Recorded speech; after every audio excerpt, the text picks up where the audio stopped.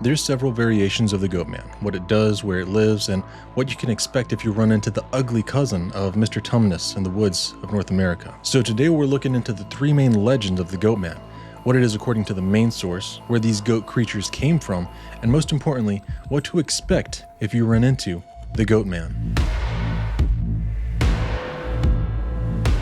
So this may come as a surprise to you, but there's actually three main stories of Goatman in three different states.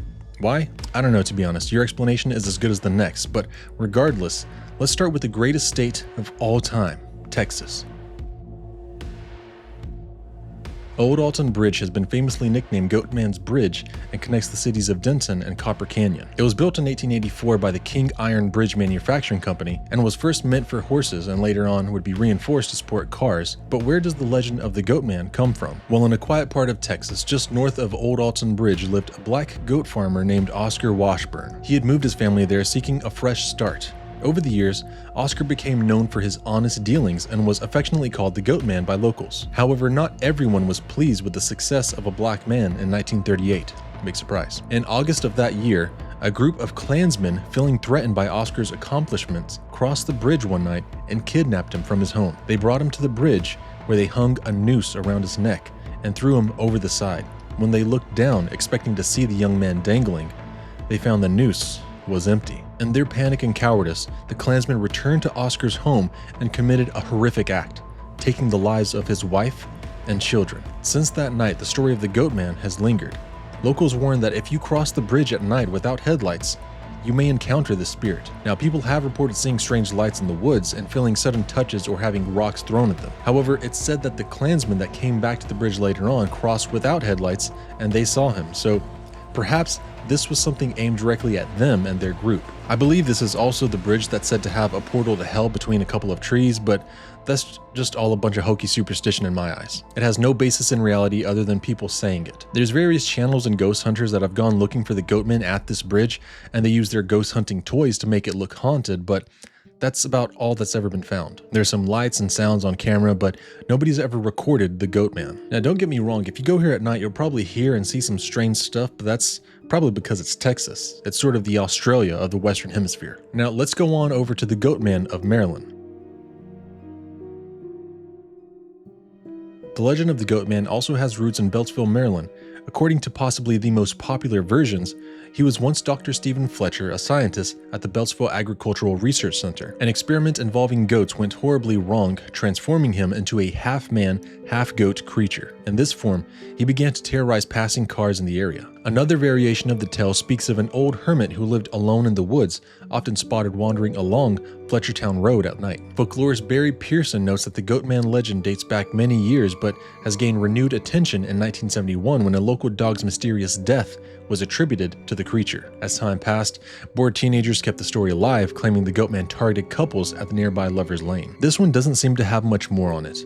After the scientist mutated into a Chronicles of Narnia reject, he apparently got really angry with everything and everyone and started toting around an axe to take the lives of any innocent passerby that wandered too close to his neck of the woods. And while the Goatman of Maryland at least has some sort of real-world presence to it, having supposedly killed that dog, the Popelic monster is by far the worst legend on this list, having been responsible for many more deaths of not dogs but actual people.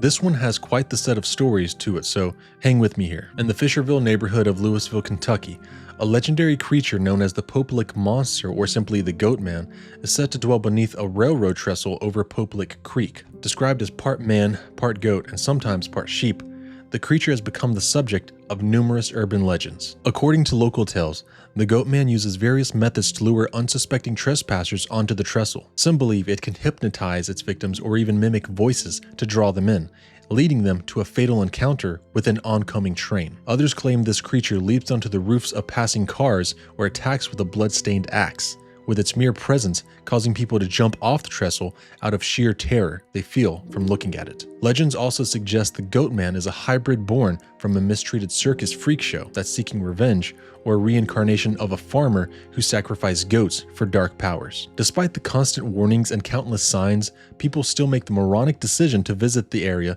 and illegally trespass onto the trestle. Seriously folks, I love a good story and all, but the two bright eyes you see at the end of this railroad isn't the eyes of the Goatman, it's a train. And honestly, this is one legend that I'm just going to say isn't supernatural at all. People tell this BS rumor that going on these tracks in the dark of the night and turning out all your lights will cause you to see the Goatman or the Pope-like monster, but nobody that has ever done so and lived has said that this was how they saw the Goatman. Now there are, however, reports of people just walking around at night and they see large figures that resemble the Goatman, but the trestle isn't where it's at. So now we come to the what is it section, and I've got to say, I'm sort of stumped, but also not at the same time. When we look at these three main legends, because remember, there's actually a lot more Goatman-like stories, the first one being a sort of manifestation of evil from the group of Klansmen attempting to hang a beloved town figure. The second one was a scientist with a horrible experiment gone wrong and turned himself into the Goatman. And the last one has a weird goat lover vibe to where it came from, but that is biologically impossible, which means it has to be paranormal in origin,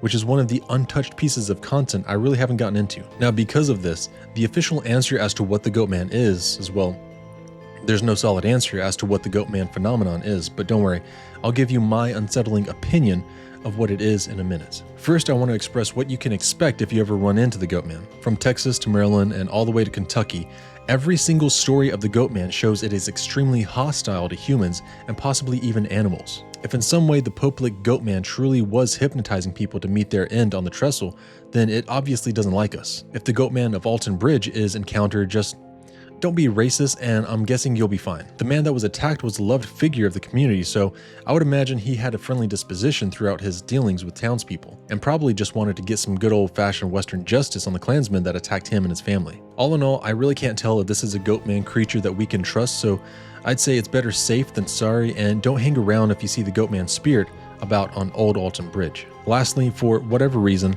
the scientist that turned himself into the Goatman seems to be angry that he is no longer human, and I'm assuming he takes his frustration out on others, like an immature adult that never bothered to learn to regulate his own emotions. You know the people in your life that I'm talking about. Grow up. But anyway, in all honesty, I feel as though the Goatman phenomenon is strictly paranormal, and whatever this entity is only takes the form of the Goatman to strike terror in the hearts of the good people that encounter it. So what is my crazy conspiracy theory as to what the Goatman actually is? Baphomet.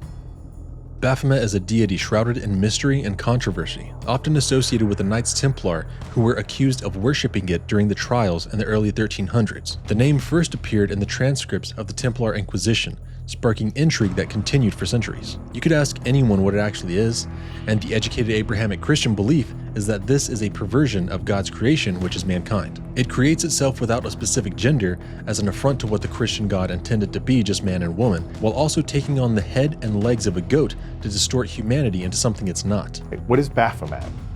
So he's got the goat head, he's got the women's torso with the breasts, and the man's down below.